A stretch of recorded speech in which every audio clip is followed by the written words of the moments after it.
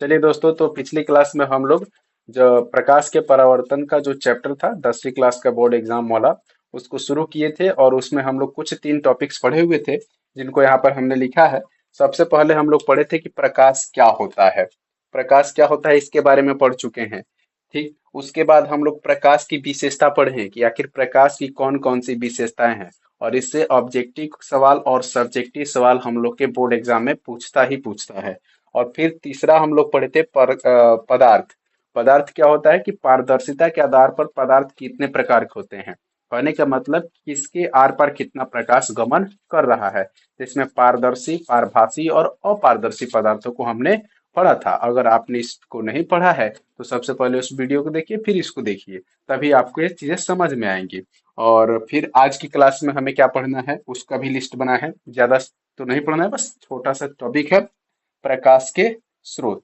तो इसके बाद से हमें पढ़ना है प्रकाश के किरण और किरण पुंज। और फिर पढ़ना है प्रकाश का परावर्तन, जो हम लोग के चैप्टर का मुख्य टॉपिक कहा जा सकता है। ठीक, तो चलिए उसको हम लोग शुरू करते हैं। और यह जो है इसको सबसे पहले मिटाते हैं। अ,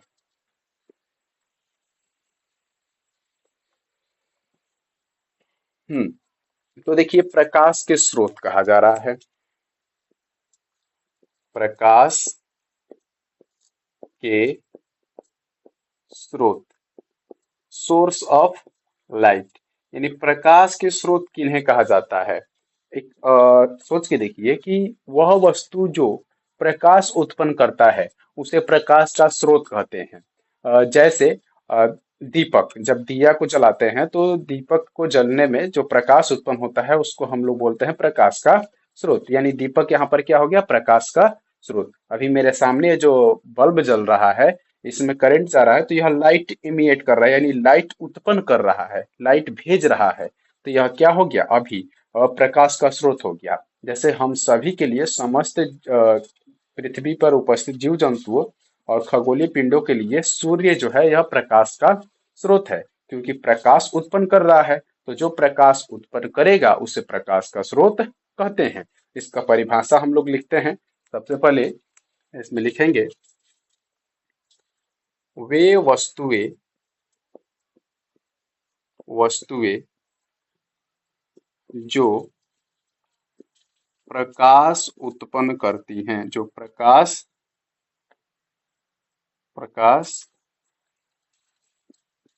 उत्पन्न करती हैं, प्रकाश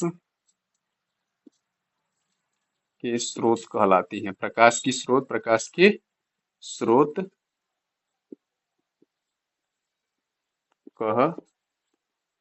कहलाती हैं।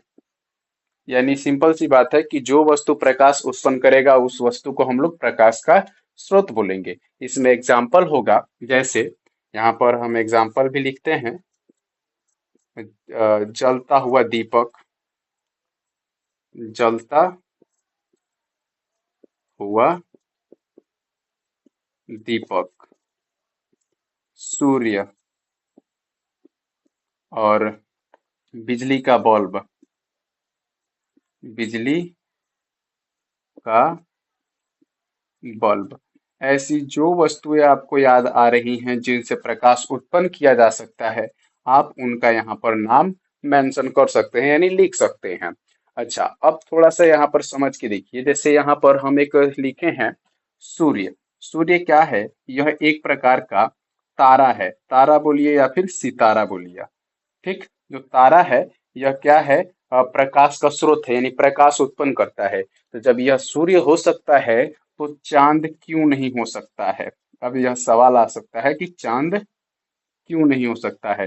तो देखिए, चांद जो है यह एक उपग्रह है। ठीक, उपग्रह प्रकाश उत्पन्न नहीं करते हैं, जनरल अभी तक जहां तक स्टडी किया गया है। ठीक, यानी जो तारे हैं वही अभी तक प्रकाश उत्पन्न करने में सक्षम है। ग्रह और उपग्रह यह प्रकाश उत्पन्न नहीं करते हैं। तो अब कई आदमी के मन में यह सवाल आएगा कि जब चांद उत्पन्न नहीं करता है तो कभी कभी रात के अंधेरे में चांद से रोशनी आती है। तब रोशनी, चांद से रोशनी आती है तब होता है चांदनी रात। अब ये चांदनी रात कैसे हो जाता है जब प्रकाश उत्पन्न करता ही नहीं है?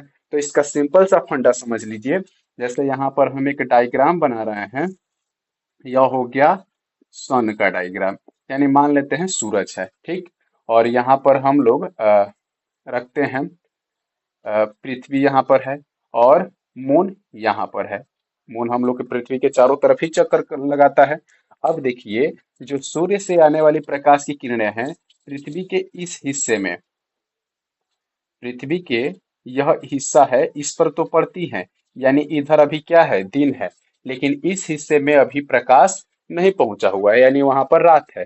लेकिन सूर्य से तो प्रकाश की किरणें सभी दिशाओं में तो जाती होगी, ऐसे सभी दिशा में करके जाती हैं। आप अनुमान लगा के देखिए, क्या इधर आ पाएगा? नहीं आएगा। तो यहाँ से जो प्रकाश किरणें इस पर जाती हैं, इस चांद पर टकरा कर यह पुनः पृथ्वी के इस हिस्से की ओर चली जाती हैं। तो यही होता है प्रकाश का परावर्तन। और यहाँ पर रात का समय है, तो रात के समय में चांद से सूर्य, चांद के द्वारा परावर्तित किरणें आती हैं, तो चांदनी रात होती है। तो आप यह बात समझ गए कि चांद प्रकाश उत्पन्न नहीं करता है, वह परावर्तित प्रकाश को पृथ्वी पर भेजता है रात के समय में। तब हमें चांदनी रात का अनुभूति होती है। तो चलिए, प्रकाश के स्रोत क्या हो गए? वे वस्तुएं जो प्रकाश उत्पन्न करती हैं, प्रकाश के स्रोत कहलाती हैं। जैसे में जलता हुआ दीपक हो गया, सूर्य हो गया, बिजली का बल्ब हो गया। आप जो भी वस्तुएं लेंगे जिनसे प्रकाश उत्पन्न होता है, उन्हें हम लोग प्रकाश का स्रोत कहते हैं। चलिए, पहला टॉपिक आज का हम लोग का खत्म हुआ। अब दूसरे टॉपिक की तरफ चलते हैं।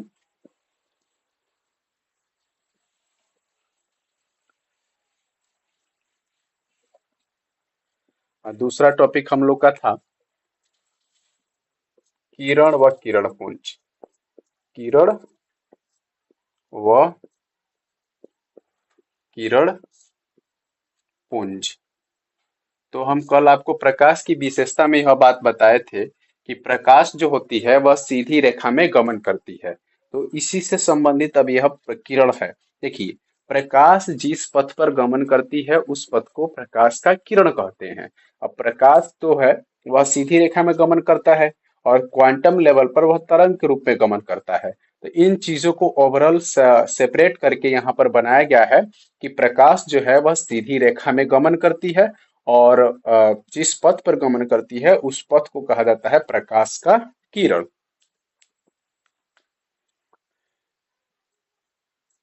प्रकाश जिस पथ पर, जिस पथ पर सीधी रेखा में, सीधी रेखा में गमन करती है, उस पथ को, पथ को प्रकाश का किरण, यहीं पर लिख दे रहे हैं, कहते हैं। प्रकाश जिस सीधी रेखा पर गमन करती है, प्रकाश जिस सीधी रेखा पर गमन करती है उस पथ को, या फिर उस पथ को हम लोग क्या कहते हैं? प्रकाश का किरण कहते हैं। अब इसी से आगे थोड़ा सा समझते हैं इसको। जैसे मान लीजिए यहाँ पर सन है, ठीक। सन यानी सूरज। इससे प्रकाश चारों दिशाओं में फैलता हुआ जाता है। अब इस प्रकाश कोई वस्तु नहीं है जिसको हम देख नहीं सकते हैं, लेकिन इनसे जो प्रकाश निकल रहा है, मान लिया जाता है कि इस रास्ते से इधर कोई वस्तु रखा गया है, उस पर प्रकाश पड़ रहा है, तो इसे सीधी एक रेखा लिया गया है, और यही सीधी रेखा है जिस पर प्रकाश गमन करता है। इसलिए कहा जाता है कि प्रकाश जो है वह सीधी रेखा में गमन करती है। यानी यह बात स्पष्ट हो गया कि प्रकाश जिस पथ पर सीधी रेखा में गमन करती है उस पथ को क्या कहते हैं? प्रकाश का किरण कहते हैं। अब इसके आगे है, प्रकाश का किरण तो समझ में आ गया। अब किरण पुंज क्या है, तो चलिए उसको भी समझ लेते हैं। किरण पुंज किसको कहते हैं? किरणों के समूह को किरण पुंज कहते हैं। अब देखिए, जो सूर्य है, इससे एक दो किरणें तो नहीं निकलती, इससे बहुत सी किरणें निकलती हैं। तो उन सभी किरणों के समूह को क्या कहते हैं? प्रकाश का किरण पुंज कहते हैं। प्रकाश के किरणों के समूह को क्या कहते हैं? प्रकाश का किरण पुंज कहते हैं। यहाँ पर इसको अलग करके थोड़ा लिखेंगे। प्रकाश के किरणों के समूह को प्रकाश का किरण पुंज कहते हैं। प्रकाश के किरणों के समूह को प्रकाश का किरण पुंज कहते हैं। अब थोड़ा सा समझिए। जैसे यहाँ पर सन है, ठीक। सन से इधर भी प्रकाश जा रहा है, हर एक दिशाओं में प्रकाश जा रहे हैं। तो इन सभी प्रकाश की किरणों के समूह को क्या कहते हैं हम लोग? प्रकाश का किरण पुंज कहते हैं। यह सभी जो हम लोग दिखाते हैं, सब क्या होते हैं? यह प्रकाश के किरण होते हैं, और इन्हीं सभी किरणों को हम लोग क्या कहते हैं? प्रकाश का किरण पुंज कहते हैं। बात स्पष्ट हुई? अगर स्पष्ट जो चीजें आपको स्पष्ट ना हो, आप उसको कमेंट बॉक्स में छोड़ दीजिएगा, हम उसका जवाब जरूर देंगे। ऐसा नहीं कि लिखित, हम उस पर सेपरेट एक वीडियो बनाएंगे और हर डाउट को आपका क्लियर करते हुए चलेंगे। तो यहाँ पर क्या है कि प्रकाश के किरणों के समूह को प्रकाश का किरण पुंज कहते हैं, ठीक है। अब इन प्रकाश के किरणों के समूह का जो किरण पुंज है, इसके भी प्रकार होते हैं। यह मुख्यतः 3 प्रकार के होते हैं। अब इनका जरूरत क्या है? अभी जब हम प्रतिबिंब बनाना पढ़ेंगे तो वहां पर इनका उपयोग होगा। इसको हम मिटाते हैं। आप इसको चाहे तो लिख सकते हैं। हाँ, तो इसमें हम लोग बात मेंशन करते हैं। किरण पुंज, किरण पुंज मुख्यतः 3 प्रकार के होते हैं। 3 प्रकार के होते हैं। प्रकाश के जो किरण है, यह मुख्यतः 3 प्रकार के होते हैं। सबसे पहला हम यहाँ पर लिखेंगे अपसारी किरण पुंज। अपसारी किरण पुंज। अपसारी किरण पुंज का मतलब क्या होता है, इसमें समझिए। जैसे इसमें क्या होगा कि कोई प्रकाश स्रोत वाला बिंदु होगा, ठीक। इससे जो प्रकाश की किरणें निकलेगी, वह चारों तरफ ऐसे फैलती हुई चली जाती है। देखिए, ऐसे फैलती हुई चारों तरफ चली जाएंगी। इसको हम लोग क्या बोलेंगे? प्रकाश का किरण पुंज बोलेंगे। कौन सा किरण पुंज? तो अपसारी किरण पुंज बोला जाएगा। ठीक है, अब इसको समझते हैं। जैसे आपके घर में बिजली का बल्ब जो है ऐसे लटका हुआ है, ठीक। जब वह जलता है तो उससे प्रकाश की किरणें एकदम सीधी तो नहीं जाती है, वो सभी दिशाओं में फैलती हुई जाती है। तो यह जो बिजली का जलता हुआ बल्ब है, उनसे निकलने वाली जो प्रकाश की किरणें हैं, वह किस प्रकार की हैं? तो वह अपसारी किरण पुंज हैं। कैसी हैं बाबू? अपसारी किरण पुंज हैं। अब यहाँ पर सूर्य भी है, लेकिन सूर्य बड़ा होने के कारण और बहुत दूर होने के कारण इस कैटेगरी में नहीं आता है। उसको हम लोग समांतर किरण पुंज में लिखेंगे, जो कि अगला है। अगला है 2 नंबर, समांतर किरण पुंज। समांतर किरण पुंज, ठीक। इस समांतर किरण पुंज में क्या होता है कि जो प्रकाश की किरणें हैं, यह एक दूसरे के पैरेलल होती हैं, यानी समांतर होती हैं। जैसे यहाँ पर देखिएगा, इधर प्रकाश किरण जा रहा है, इसके जस्ट समांतर, यानी यह एक दूसरे से न नजदीक ही आएंगी, न एक दूसरे से ज्यादा दूर ही जाएंगी। यानी एक दूसरे से काफी समांतर होती हैं, समान दूरी पर होती है, इसलिए समांतर कहा जाता है। अब सूर्य जो है, हम लोग से लगभग 15 करोड़ किलोमीटर दूर है। 15 करोड़ किलोमीटर दूर है। कौन? तो हम लोग से सूर्य है। अब यह जो सूर्य है, हम लोग से 15 करोड़ किलोमीटर दूर है। इससे आने वाली जो प्रकाश की किरणें हैं, यह लगभग लगभग मान लिया जाता है कि समांतर है। क्योंकि 15 करोड़ किलोमीटर दूर पर अगर कोई वस्तु हम लोग पृथ्वी का ले जाकर रख देते हैं, तो वह दिखाई नहीं देगा, वह बिंदु के आकार के दिखेगा। तो ऐसा माना जाता है कि सूर्य से आने वाली जो प्रकाश की किरणें हैं, वह एक दूसरे की समांतर होती हैं। अच्छा, चलिए अब तीसरा देखते हैं। तीसरा इसमें क्या है? अ, तीसरा है हम लोग का अभिसारी। अभिसारी किरण पुंज। किरण पुंज जो अभिसारी किरण पुंज होता है इसमें क्या होता है, तो यहाँ पर आप अपसारी किरण पुंज को देख रहे हैं कि एक बिंदु से प्रकाश निकल रहा है और चारों दिशाओं में फैलते हुए जा रहा है। अभिसारी किरण पुंज में क्या होता है कि जो प्रकाश की किरणें हैं वह किसी एक बिंदु पर आकर ऐसे मिलती हुई दिखती हैं या फिर मिलती हुई प्रतीत होती हैं। जैसे अब जैसे आप लोग हैंड लेंस का यूज किए होंगे ऐसे, ठीक, ऐसा जो हैंड लेंस होता है, इसको यहाँ पर क्या होता है, एक पकड़ने वाला होता है, इस पर जो हैंड लेंस जो आपको औजार बॉक्स में मिलता है या फिर कॉम्पाक्स बॉक्स में मिलता है, उसमें क्या होता है कि जो हैंड लेंस होता है इस पर समांतर प्रकाश की किरणें आती हैं, और ये समांतर प्रकाश की किरणें कौन होती हैं, तो सूर्य से आने वाली प्रकाश की किरणें।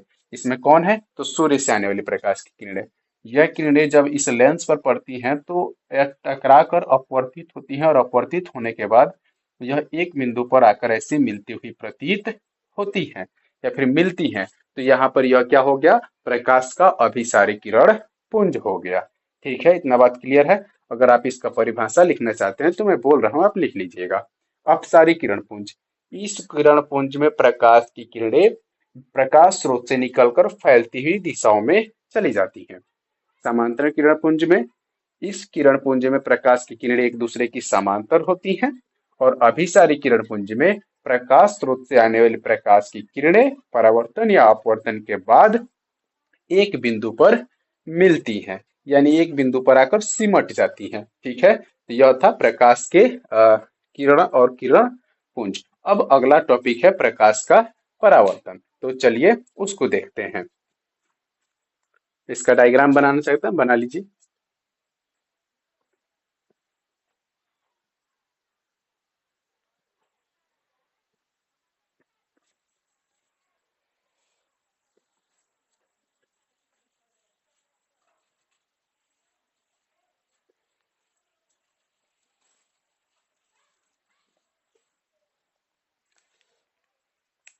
प्रकाश का परावर्तन, प्रकाश का परावर्तन। चलिए अब इसमें देखते हैं, पहले पढ़ समझते हैं, उसके बाद से लिखने की प्रक्रिया शुरू की जाएगी। देखिए, प्रकाश का परावर्तन क्या होता है, पहले सुन लीजिए। किसी प्रकाश स्रोत से आती प्रकाश की किरणें, प्रकाश स्रोत से आती प्रकाश की किरणें पुनः क्या होती हैं कि अपनी दिशा बदल देती हैं प्रकाश सतह से टकराकर। तो क्या होता है कि इसी घटना को प्रकाश का परावर्तन कहते हैं। जैसे देखिए, यहाँ पर मान लेते हैं कोई प्रकाश स्रोत है, प्रकाश स्रोत, ठीक। इस प्रकाश स्रोत से जो प्रकाश की किरणें हैं यह किसी परावर्तक सतह पर जाती हैं। इसको मान लेते हैं यह क्या है बाबू, परावर्तक सतह। थोड़ा सा और बड़ा इधर लिख भी देते हैं, परावर्तक सतह। प्रकाश स्रोत से आने वाली प्रकाश की किरणें परावर्तक सतह से टकराकर पुनः उसी माध्यम में पुनः उसी माध्यम में किसी अन्य दिशा में लौटने की क्रिया को क्या कहते हैं, प्रकाश का परावर्तन कहते हैं। अब थोड़ा सा यहाँ पर समझिए, यहाँ पर प्रकाश स्रोत रखा हुआ है, इससे जो प्रकाश की किरणें हैं यह इस डायरेक्शन में जा रही है, इनके जाने का दिशा क्या है, इधर जाना चाहती हैं। लेकिन बीच में यहाँ पर पड़ जा रहा है परावर्तक सतह। इस परावर्तक सतह से टकराकर यह जिस माध्यम में, यानी यह कौन सा है, वायु है, मान लेते हैं वायु, या फिर पानी भी हो सकता है, हम लोग वायु को लेकर चलेंगे। वायु से यानी हवा में टॉर्च जलाए हैं, इससे आया है, परावर्तक सतह से टकराया है। टकराने के बाद यह हवा वाले माध्यम में ही गया है, लेकिन इस बार इसके जाने का दिशा क्या हो गया है बाबू, काफी ज्यादा बदल गया है। यानी आप इसमें देख सकते हैं वह कहाँ से कहाँ तक चला आया है। यही घटना क्या कहलाती है, आपकी प्रकाश के परावर्तन की घटना कहलाती है। तो चलिए हम इसका परिभाषा लिख देते हैं। अब पहले इसे मिटाते हैं, फिर इसको बनाएंगे अभी डायग्राम में। यहाँ पर हम लिखते हैं परिभाषा, प्रकाश स्रोत से आती प्रकाश की किरणें, प्रकाश स्रोत से आती प्रकाश की किरणें परावर्तक या चिकने सतह से चिकने सतह से टकराकर पुनः उसी माध्यम में किसी अन्य दिशा में मुड़ने की घटना प्रकाश का परावर्तन कहलाता है। ठीक, प्रकाश के परावर्तन कैसे कहते हैं उसका परिभाषा लिखे हुए हैं कि प्रकाश स्रोत से आती प्रकाश की किरणें परावर्तक या चिकने सतह से टकराकर पुनः उसी माध्यम में किसी अन्य दिशा में मुड़ने या फिर लौटने की क्रिया को हम लोग क्या कहते हैं, प्रकाश का परावर्तन कहते हैं। यहाँ पर डायग्राम भी बना देते हैं। यहाँ पर सबसे पहले यहाँ पर मान लेते हैं प्रकाश का स्रोत रखा हुआ है कोई वस्तु, प्रकाश का स्रोत।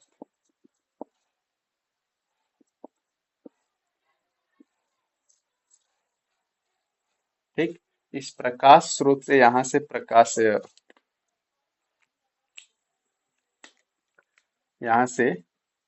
प्रकाश किरण निकल रहा है। ठीक है, यहाँ पर हम क्या रख दिए हैं, एक है परावर्तक या फिर चिकना सतह। आप कुछ भी इसको लिख सकते हैं, परावर्तक सतह या फिर चिकना सतह। यह नीचे जो है यह पेंटेड है मान लेते हैं। ठीक, इस परावर्तक सतह पर प्रकाश क्या हो रही है, आ रही है। आने के बाद इस परावर्तक सतह से टकराकर पुनः उसी माध्यम में लौट गई है, लेकिन अन्य दिशा में।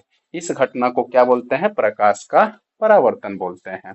ठीक, तो इसको हम लोग क्या बोलते हैं, परावर्तक सतह या फिर चिकना सतह भी लिख सकते हैं। और जो आने वाला प्रकाश का किरण है उसे हम लोग बोलते हैं आपतित किरण। और जो परावर्तित होकर जा रही है उसको हम लोग क्या बोलते हैं, परावर्तित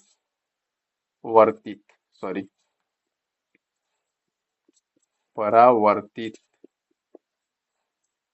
किरण। ठीक, यही क्या है, प्रकाश का परावर्तन है। ठीक, तो प्रकाश की परावर्तन की घटना कैसी होती है, आप इससे याद कर सकते हैं इस परिभाषा को कि प्रकाश स्रोत से आने वाली प्रकाश की किरण परावर्तक सतह से टकराकर पुनः उसी माध्यम में किसी अन्य दिशा में लौटती है, तो ये लौटने की इस घटना को क्या कहते हैं, प्रकाश का परावर्तन कहते हैं। अब प्रकाश का परावर्तन पढ़ लिए तो इसका एक नियम भी है, उसको भी पढ़ लेते हैं। ठीक, इसको आप लिखना चाहे तो लिख सकते हैं।